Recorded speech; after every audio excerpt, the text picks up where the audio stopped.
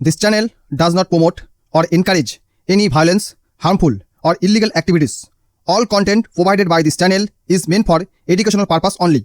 হ্যাঁ রে বেঈমান নেমখারাম মির্জাফর, কেনই বা আসবি না? ভিখারিগুলো খেতে পাস না, খাওয়ার জোটে না, অথচ জিডিপি পার ক্যাপিটাতে তোরা নাকি ভারতের ওপরে। ভাবা যায়? তাদের দেখলে তো মনে হয় আমাদের এখানে ভিখারি ওর থেকে বেশি ধনী। এটাকে আবার সৈনিক যুদ্ধ করে মানুষকে এগিয়ে দিচ্ছে। তারা বেশি করে বাংলাদেশ সাপোর্টে ভিডিও বানায়, তারা দেখাতে চায় দেখো আমি বাংলাদেশকে কত ভালোবাসি। এটা কিন্তু ধোপে টিকবে না, কারণ বাধা দিয়ে কোনো লাভ হবে না। লড়াই করতে পারবি না, বেড়া আমরা ওখানেই দেব, পারলে আটকে দেখা হারামির দল।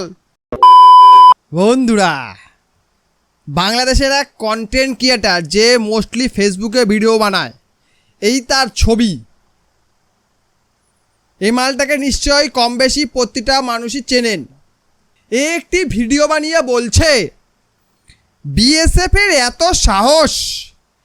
হ্যাঁ রে বেঈমান নেমখারাম মির্জাফর, বিএসএফের সাহস হবে কি তোর হবে? তোদের কি কম সাহস? কাটা তার টপ্পা এদিকে চলে আসিস, কেনই বা আসবি না? ভিখারিগুলো খেতে পাস না, খাওয়ার জোটে না, অথচ জিডিপি পার ক্যাপিটাতে তোরা নাকি ভারতের ওপরে। ভাবা যায়? এই যে আমাদের এখানে এতগুলো লোক, মানে তোদের লোক পালানোর জন্য বাঁচাও করছে, রিটেনশন ক্যাম্পের যাওয়ার ভয়ে বর্ডার দিয়ে নিজেরাই সটকে পড়ছে। তাদের দেখলে তো মনে হয় আমাদের এখানে ভিখারি ওর থেকে বেশি ধনী। শালা চোর চিটিংবাজগুলো, তোরা আবার বড় বড় কথা বলিস বিএসএফের এত সাহস। হ্যাঁ, এই মালটা যে ভিডিওটা বানিয়েছে ওটা আমি এখানে প্লে করতে পারছি না, কারণ বলা যায় না, আবার স্ট্রাইক ফাইক মারতে পারে, ওই রিস্ক আমি নেব না। এই যা বলেছে সেটা আমি বলছি, বিএসএফ নাকি বাংলাদেশের ভেতরে গিয়ে বাংলাদেশের ছেলেদের তুলে নিয়ে আসার চেষ্টা করছে। কেন? আমাদের এখানে ছেলের অভাব পড়ে গেছে। তোদের ওখানকার ওই মালগুলোকে নিয়ে কী কাজে লাগবে? না আছে শিক্ষা, না আছে সংস্কৃতি, শুধু জানিস একটাই কাজ করতে, চুরি, ছিনতাই, গুন্ডাগিরি, এটাই পারিস। সে এবারটা বিএসএফকে উদ্দেশ্য করে বলছে বিএসএফের এত সাহস দেখিও না, জান নিয়ে ইন্ডিয়াতে পালাতে পারবে না, বুঝছো? হ্যাঁ রে হনুমান, তুই বিএসএফের জান নিবি? পারবি? একবার আয়। বর্ডারে বহু ছবি আমরা দেখছি যেখানে তোদের ওখানকার লোক, মানে কি বলবো, হাতে যেসব অস্ত্র হয় না, সেই অস্ত্র নিয়ে, দা কাঠের এসব নিয়ে বর্ডারে বিএসএফের হামলা করার চেষ্টা করছে।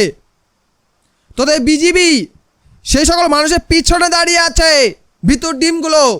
এটাকে আবার সৈনিক যুদ্ধ করে মানুষকে এগিয়ে দিচ্ছে, আর আমাদের এখানকার মানুষ বিএসএফের পেছনে আছে।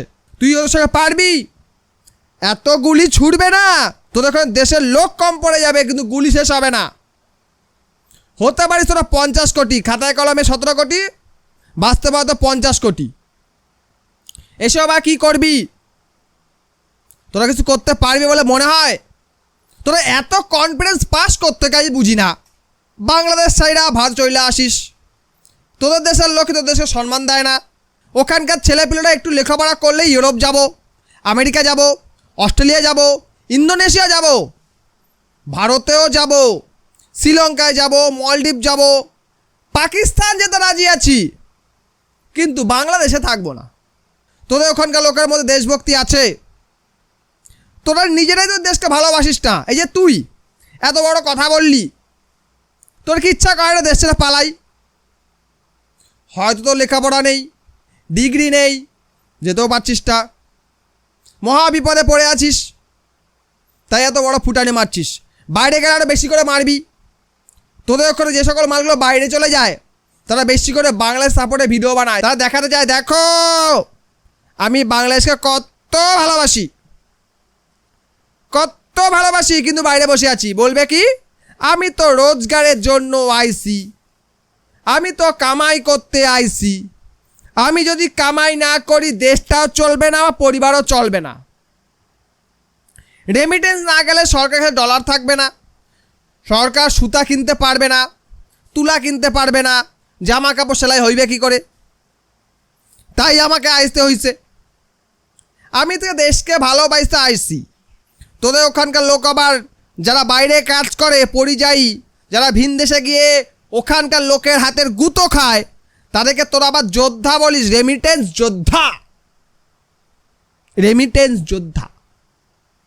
কেননা ফরেক্স কারেন্সি আসার মতো আর তো কোনো স্রোত নেই। তোদেরকে বিশ্বের দ্বিতীয় বৃহত্তম গার্মেন্টস এক্সপোর্টার, তোরা কি বছরে প্রায় $50 বিলিয়ন গার্মেন্টস এক্সপোর্ট করিস। খাতায় কলমে, বাস্তবে কি আদৌ করিস?